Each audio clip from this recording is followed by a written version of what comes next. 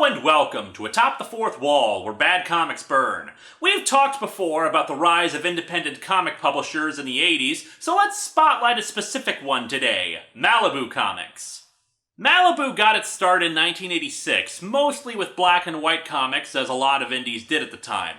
After doing some revivals of a few Golden Age characters, acquiring a few other small companies as imprints, and even joining together with a video game company to try to capitalize on the growing market, Malibu was on the rise. Hell, when Image Comics was just starting out, they published most of their books through Malibu before splitting off for their own publishing houses. As a result of all the money they had gotten from the Image books, they decided to try their hand at their own shared superhero universe. This line, known as the Ultraverse, was actually pretty well planned out in advance. The creators were mostly seasoned veterans of the industry who held a writers' conference to flesh out the universe and create a universe Bible for the entire line. Malibu was pretty hot at the time and did a lot of advertising for the books on TV, newspapers, and the like. Hell, they got pretty creative in some cases. James Robinson's book Firearm had a number 0 issue that included a 35-minute VHS tape of a live-action story that would continue in the comic itself. There were video game tie-ins, commercials on MTV and the Sci-Fi Channel, and I have to assume it all paid off, since reading up it seemed quite popular, but for some reason I wasn't able to find any sales figures for Malibu Comics aside from the Image ones they had done previously. So why the hell haven't most of you ever heard of Malibu or the Ultraverse before? Well, that's because only a year into their life, the company was bought out by Marvel. It wasn't really a case of killing the competition or anything like that, but rather Malibu had a revolutionary computer coloring system for their comics that Marvel wanted to get their hands on. And if you don't think that coloring is important in comics, I would remind you that Silent Hill Dead Alive's coloring was brown with a side of brown. Marvel did make an effort to promote the Ultraverse, but it was by that point that the speculator boom was collapsing and Marvel was approaching its bankruptcy. The Ultraverse is actually still well loved by its fans, and there is a demand for the characters to return, but the most popular rumor about why it hasn't happened is royalties to the original creators. We'll touch upon the Ultraverse some more when we eventually get around to looking at Marvel's failed reinterpretation of the character mantra, but for today, we're gonna talk about a non-Ultraverse Malibu book. Why this one in particular? Well, you're about to find out as we dig into Raver number 1.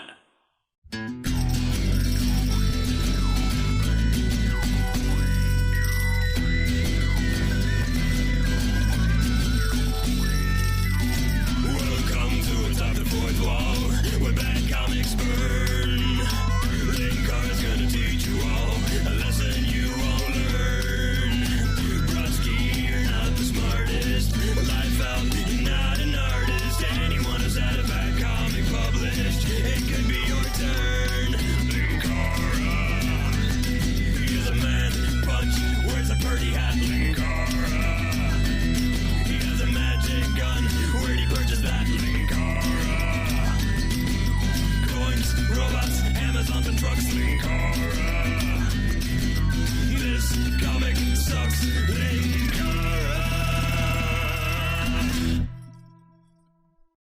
Things like, did you ever grow anything in the garden of your mind? In the garden of your mind. You can grow ideas in the garden of your mind. Raver was a creator-owned title independent of their main universe. Who is the creator in this case? Why, none other than Walter Koenig of Star Trek and Babylon 5 fame. Koenig is actually also a writer and director on occasion, and even wrote an episode of the Star Trek animated series. It's such a pity, then, that in 100 years, he's probably going to be mostly remembered for this. Nuclear vessels. Oh, but I kid, Walter Koenig. Anyway, let's talk about the cover. First thing to note, of course, is that, in true 90s style, it's a holofoil cover, and as you know, I'm a sucker for those. One weird thing is that areas of the holofoil look like they have sticker residue on them, but that could just be my copy. Although they don't feel like residue, they feel completely smooth.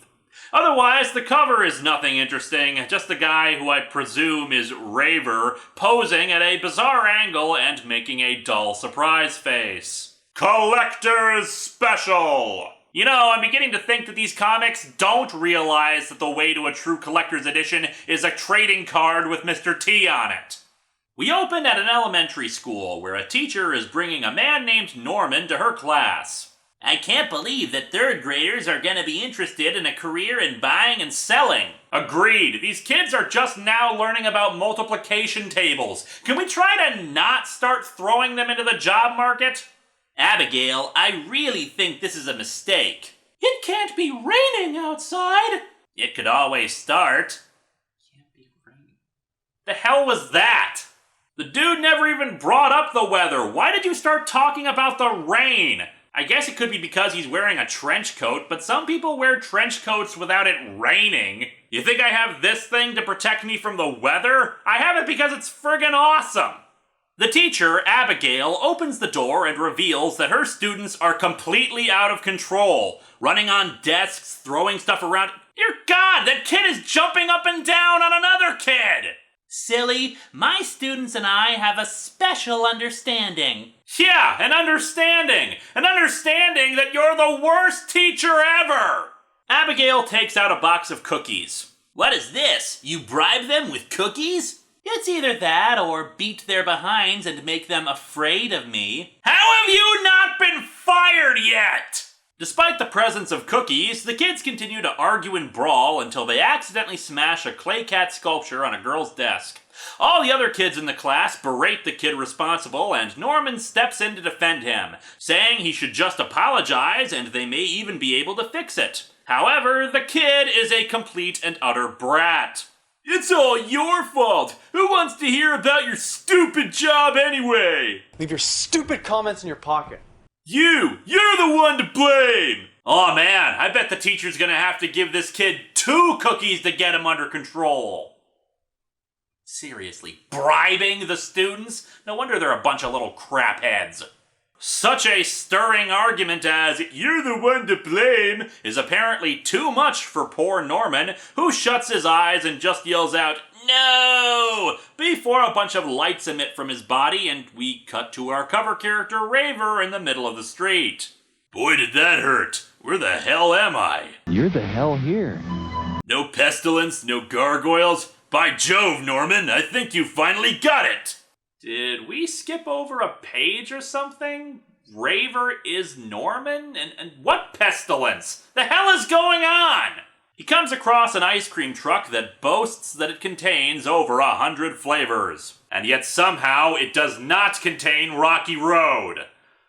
We live in a strange, strange world, my friends. Some kind of monstrous hand emerges from it, but no one seems to notice. A kid pulls on the hand and demands almond crunch with chocolate sprinkles and a vanilla center. Do I believe this? A kid wanting a vanilla center? What kind of hell am I experiencing? And now there's a giant monster outside of the ice cream truck. Give me the one who would destroy us. And then the people point to a girl in a pink dress claiming that she's the one who would destroy them, and the monster picks her up while a guy in a cardigan just walks away completely oblivious, and the people are cheering for her death? Don't ask me, people, I just work here. Raver runs over to the ice cream truck past the guy in the cardigan, who seems completely disinterested in his surroundings. Unlike Mr. Rogers and his sweater, he is not using the garden of his mind, and thinks to himself that he doesn't have super speed. Why would he assume that? Is this like in Marvel when Al thought time travel gives you superpowers? Also, he's gasping for breath in his own head. I don't think that's how that works. But even if you wanted to grant artistic license for that, he's doing a mild jog across a street. He doesn't look out of shape, so is he just a really heavy smoker or something? When he reaches the other side of the road, the monster is gone. That thing, that monster, it grabbed the woman and... There was no monster, mister. So all of a sudden it's monster friggin' a go-go? There was no trail. There was no giant, no monster, no thing called Douglas to be followed. However, instead of being a stupid, nonsensical way to end a movie, we're still only on page 6 here, so Raver's just confused as all hell. A nearby old lady states that they don't know what he's talking about. "You dress like that, Sonny, you could be in a lot of trouble." I agree, the dude looks like Snowflame if he put on a black leather trench coat. It is not a good look for him. We cut to later that night at a fireman's ball. A guy is giving a speech when all of a sudden we see some woman in lingerie standing on the stage. She doesn't say anything, but then the guy giving the speech says, "Well, thank you," and then he's grabbed by some kind of friggin' Hydra.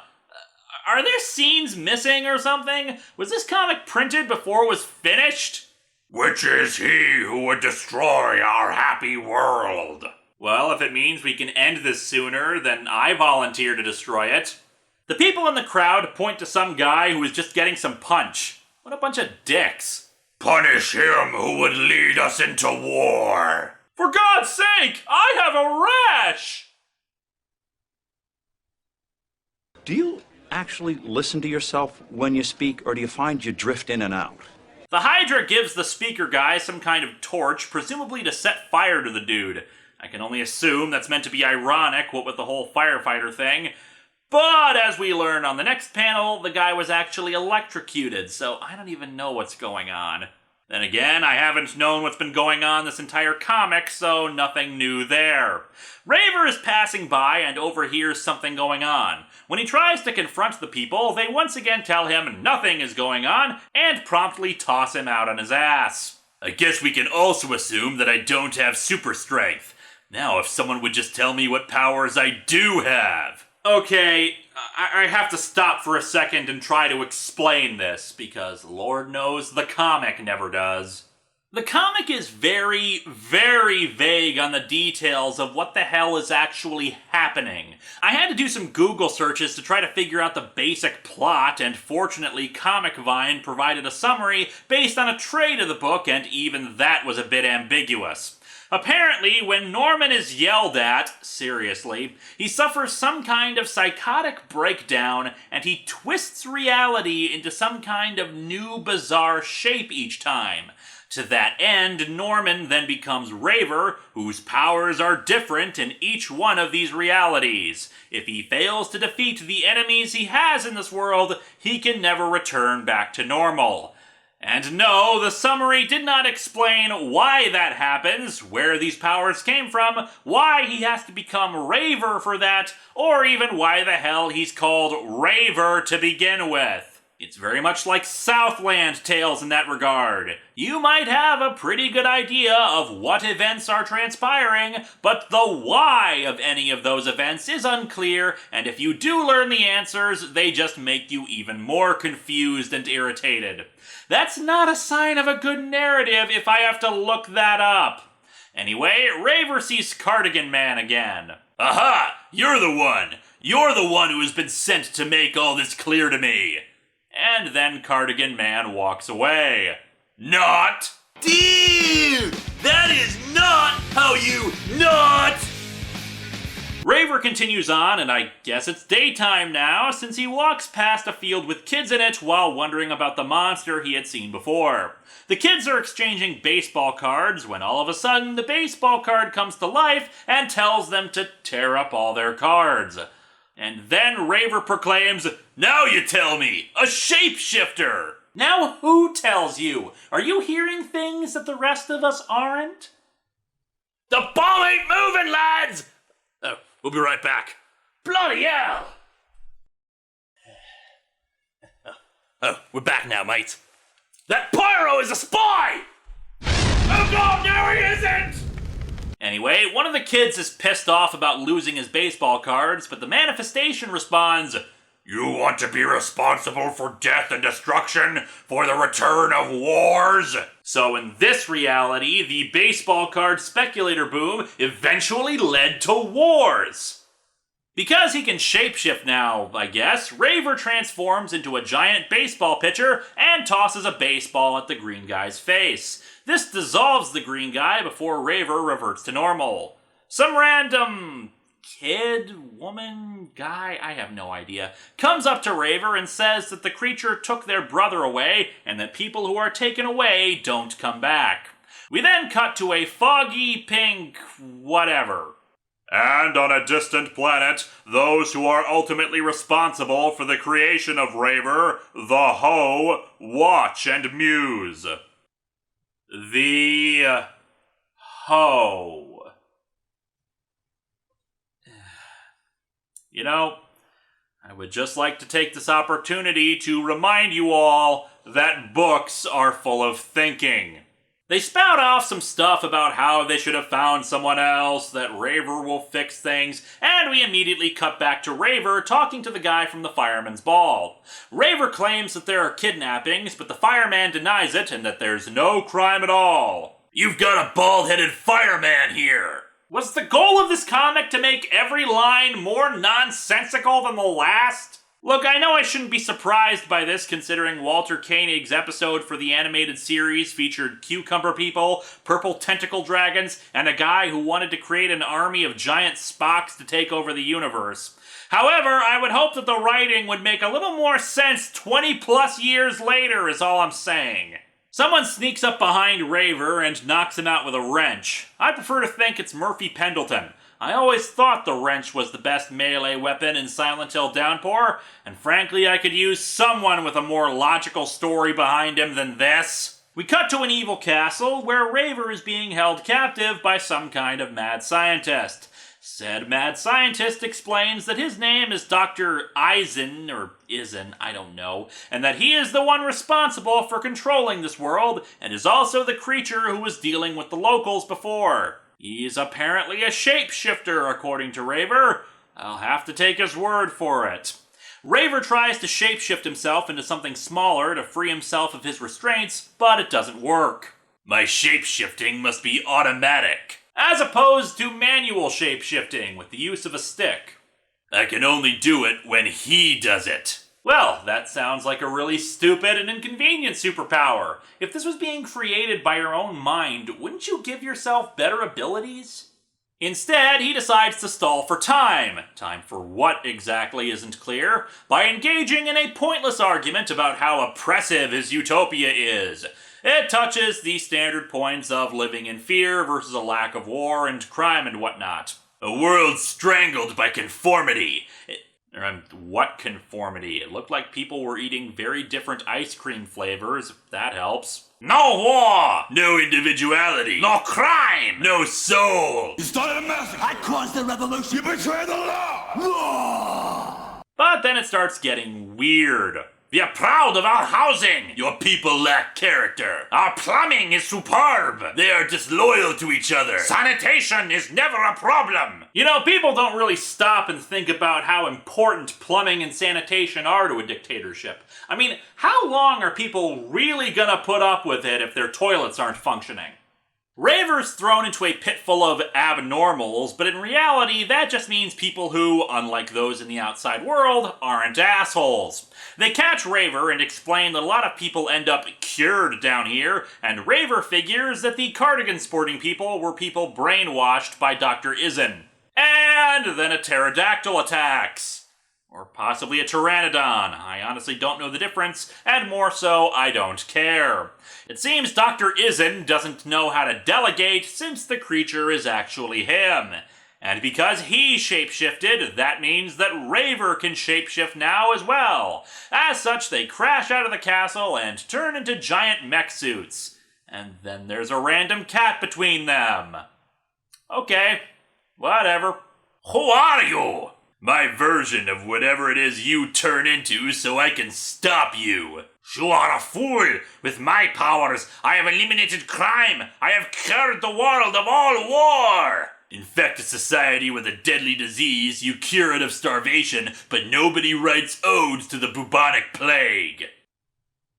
There aren't enough Dr. Cox clips in the world for me to get across how much I want you to shut up. After some more shape-shifting, they finally revert back to human form, and Dr. Isen offers a deal. If I can hurt you without you hurting me, I win. My world rules. If not, you win. I'll go away and leave these people to their own self-destruction. Alright, Dr. Izen, I agree. Very well. Honey Boo Boo is getting its own comic book. Okay, you win. Your world is better. No, instead they transform so that Dr. Izen has become the annoying brat of a kid at the start of the comic, and Raver has become an 8-year-old Norman. Norman flees up a tree while Izen grabs 2 kittens, saying that if he doesn't come down, he'll bash their heads in. If you come down, Norman, he'll hurt you. Izen will win. The planet will remain enslaved. I'll never leave here. And you won't grow up to kiss Abigail at the garden gate. Isn't it nice when you don't know any of the backstory for the main character? It means you have no reason to give a damn about the important events they never explain. Norman says that if he does that, he'll never have friends in his life, and that fact will haunt him for the rest of his life, but if he lets the kittens go, he will be Izen's friend. Izen considers it, then lets the kittens go. He says he's gonna punch him in the face once, but then asks if he'll still be his friend afterwards. I don't think so. Izen hesitates and then asks if the guy wants to play instead. As I will get into in my Titans retrospective, this is bullcrap, since sometimes the best way to express friendship is to punch your friend squarely in the face. Since the situation wasn't resolved with either side hurting the other, the world reverts to normal and the kitten statue on the little girl's desk has been fixed. Yes, seriously, this situation was resolved by the power of friendship. The space hoes say that the alternate universe is still going, but it will eventually form a free society once more. And so our comic ends with Norman walking down the street and a woman yells at him asking if it's his car that's blocking her driveway. He says it isn't, even though the license plate says it is. Well, what a gripping finale these last few panels are. This comic sucks! I think. Look, it's okay to have some things unclear in a story if you think your audience is smart enough to figure it out on their own, but this is inexcusable. It feels like great big chunks of the story explaining things are completely absent. We know virtually nothing about Norman or Raver or the situation that they're currently experiencing. We don't know his origins or why he's doing what he's doing, and it's all just a big confusing mess. Pieces of dialogue feel like they weren't printed, and random events just seem to occur with little rhyme or reason. I got the idea of the dystopia where people ignore the terrible things that the higher-ups were committing, but why the shape-shifting monster? Why are baseball cards evil? Why the lingerie lady? Why does the teacher suck at her job? Why the cardigans? And it was a little brat all along? What? The artwork is at least passable, which is more than I can say for a lot of other comics of its time, but it's nothing to write home about. Overall, the whole thing is just a complete mess. You know, next week we talk about the infamous Transformers comic called The Car Wash of Doom. I can assure you that as bizarre as that concept is, it's still gonna make a hell of a lot more sense than this one.